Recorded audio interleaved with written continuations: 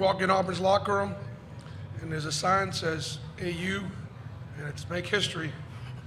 And knew going into this game that Auburn and our basketball program had won 10 straight first-round games.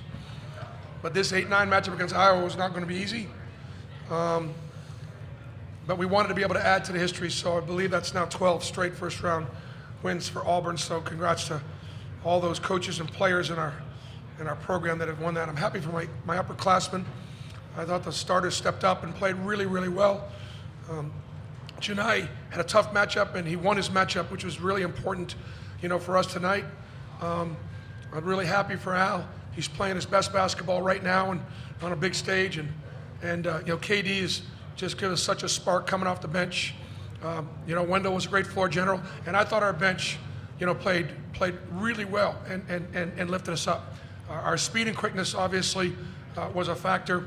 Defensively, I was the number 3 offensive efficiency team in the country, and to hold them to 75 points, or at least especially 26 in the first half, was a great effort.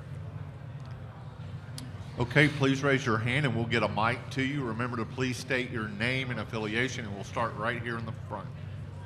Justin Ferguson, Auburn Observer. Johni, final 5 minutes of the game, you guys get stop after stop. You had rebounds, blocks. I mean, just how crucial was it when they cut it to 4 for y'all to really, really tighten up on that end of the floor? Like Coach said, they're a very high-powered offense. We knew they had another run in them. They wasn't going to go away.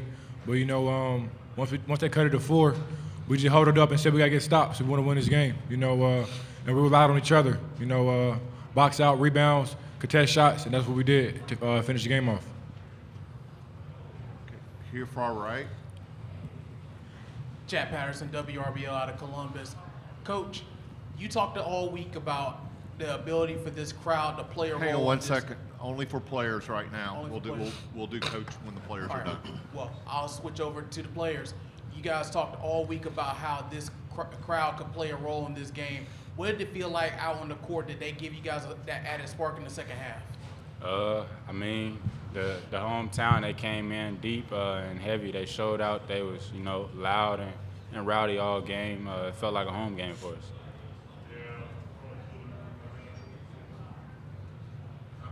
Like he said, y'all was out there. Y'all heard the crowd. They was electric. They give us energy. We feel off the energy a little bit. They helped us in the second half a lot. Just give us momentum. Go right here in the purple.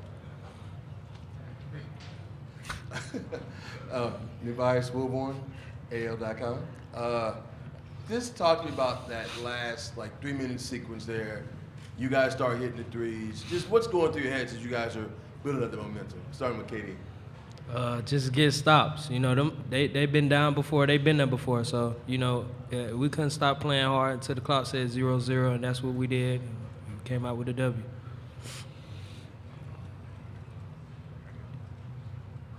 Ike Jones with the War Report Auburn. KD, you seem to be really locked in right now during this postseason.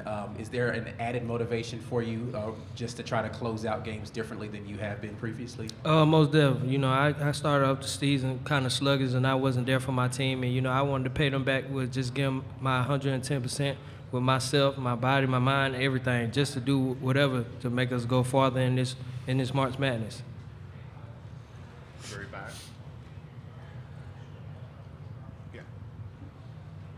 Hi, Carrie Osep, WVTM here in Birmingham. So I know you guys talked about this leading up to the game, just being locked in. You want to prove something. You got a tough matchup to start it, but you got something done that was pretty dominant. How do you guys feel confidence-wise heading into this next matchup, depending on who you guys get? Whoever we get, we're gonna be prepared for them. It's 2 really good teams playing, so I feel like we're a very confident group. We're playing the March Madness. We shouldn't need too much extra confidence. That's one of the biggest stage. That should give us confidence itself.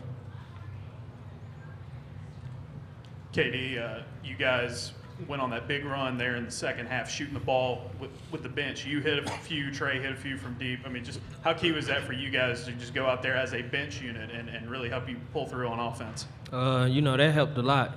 But what helps even more when we got 6 guys in double figures, and we playing hard on defense and we on the offensive side sharing the ball. So, when guys having fun with it, they just gonna give that extra 10% on the floor. So, we came out and played hard.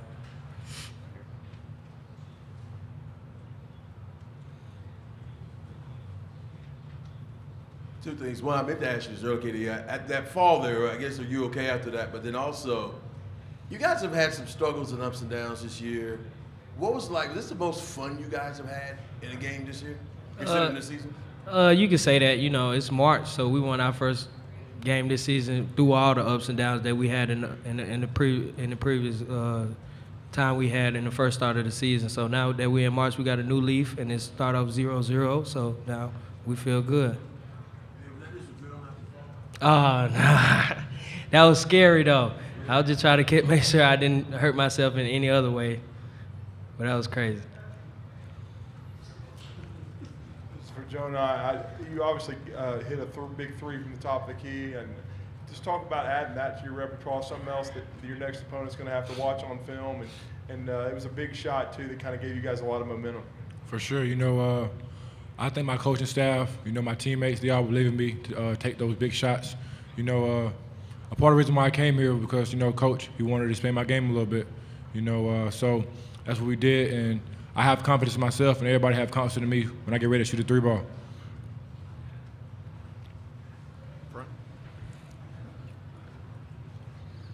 KD, Joe Goodman, AL.com. When you go towards the crowd and open your mouth and make wild faces, like what are you trying to accomplish there? When you got your fans that's loaded like that and it's March Madness, that's the best feeling in the world. I don't know. It just feels good to do that. Just a relief. Hey, Alan, you seem to be really locked in on the defensive end tonight, and especially on the boards. You had 10 boards tonight. Was your concentration tonight of trying to really just get after it defensively? Yeah, that was my main focus. Just controlling what I can control. That's defense and rebounding, and just running hard in transition, and trying to find my teammates, help them get shots. So that's what I did tonight. Sheila Smoot, Summit Media, Birmingham. What is it going to take for you guys to do what you did tonight coming up? What is going to be the difference?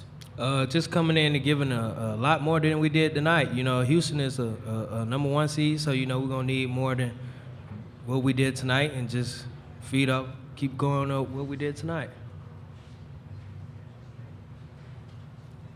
Okay, guys, thank you. Okay, good job. Good.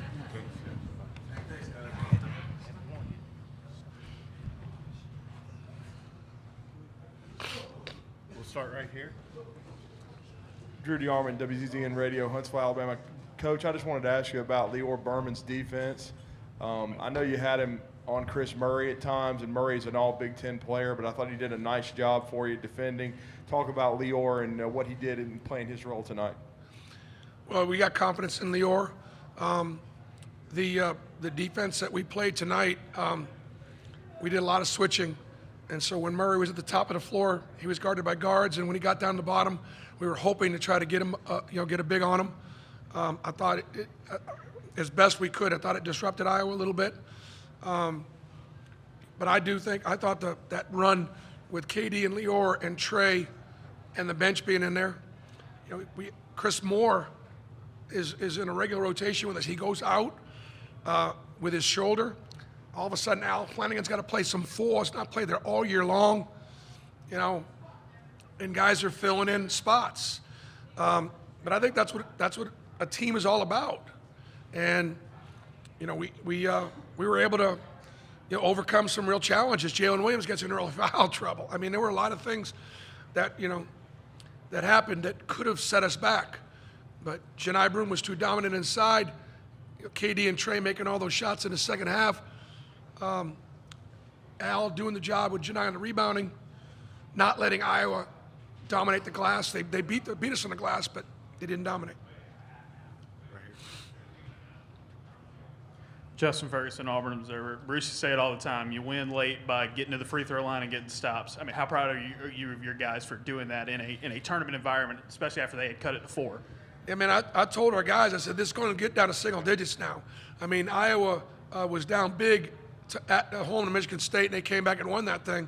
So we knew they'd come back. And I mean, look, it got a little tight there, for a second. And I asked the guys in that, in a timeout, I said, look, we're up 4, 5, 6. There's 5 or 6 minutes left to go in the game. If I'd have said we could be in a situation, before the game, would you take it? I think we would have taken it. So let's just calm down. They made some shots, and we got stops, and we got rebounds, and got some 50-50 balls. Our speed and quickness was a factor, and you could sort of see Big Ten, SEC, from a standpoint of 2 different conferences. We aren't much more athletic or faster than many teams in the SEC. We're not. But tonight we were. Iowa was bigger, a little bit more skilled, shot it better from 3. They had some physical advantages. But our speed and quickness was a factor tonight. Really helped us on the defensive end and attacking the rim. And that's why I think they played so much zone.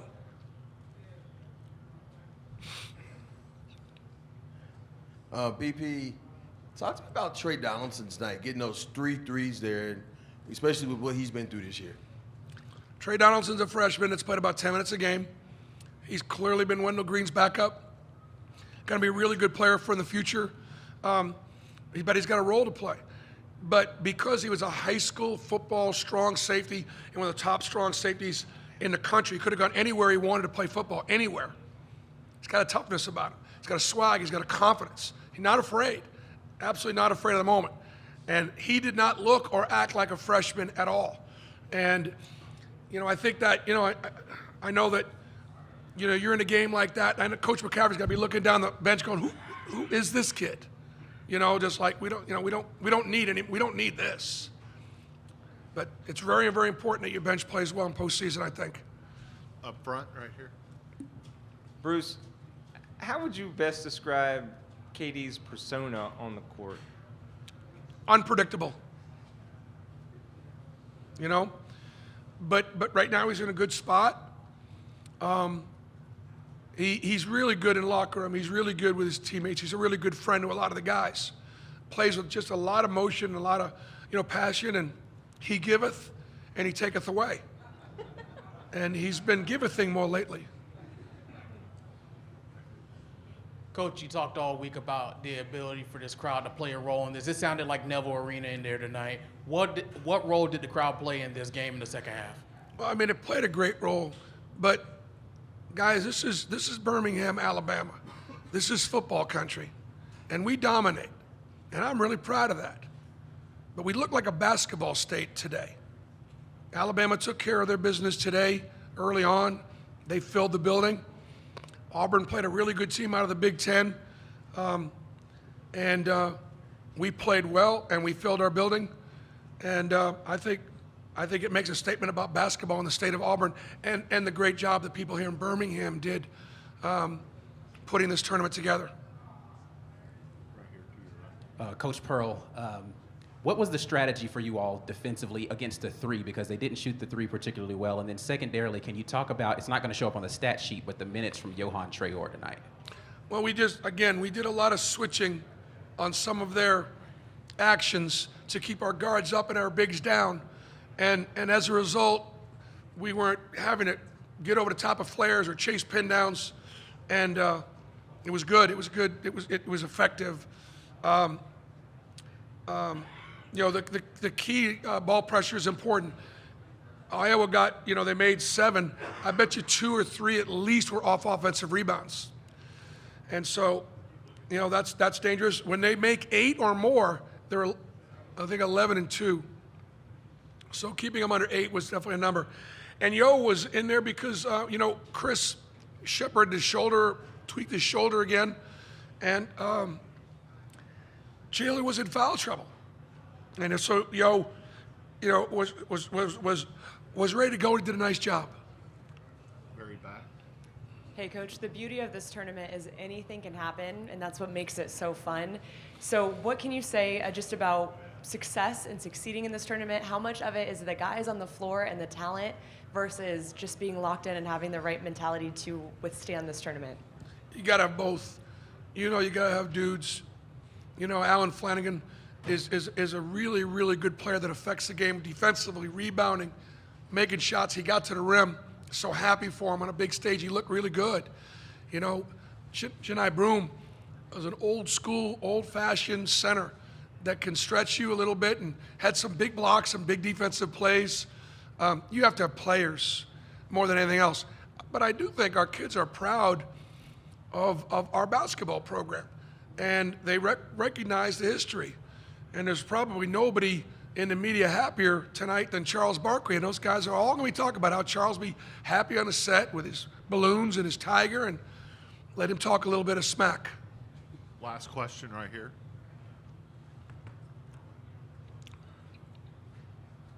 Kevin Skarbinski, the Birmingham lead. Bruce, Auburn basketball has made a lot of statements over the last 6 or so years. How is this statement different with all the spotlight this year on Alabama and their run? You had it last year. For you guys to step up on this stage the way you did tonight. You know, we played a really tough schedule, and we've lost to a lot of teams that were favored and teams that were better than us. And that's one of the things I told our guys. You know, but we've been, to give our guys confidence, I had to remind them that we played Alabama for 85 minutes. We led for 67 of those minutes, both at home and in Tuscaloosa. And so we can, giving the guys confidence that we can play. We beat Tennessee and lost by 3 at Tennessee. Even though we've lost some games, I was proud of our guys for competing, and so I want to make sure our guys knew that they were good enough. And you know what? We really don't pay much attention to what Alabama's doing. They're a great team. They're extremely well coached. They're really talented, and they play the right way. Okay, thank you. Brought to you by Alabama Beef Farmers and Ranchers.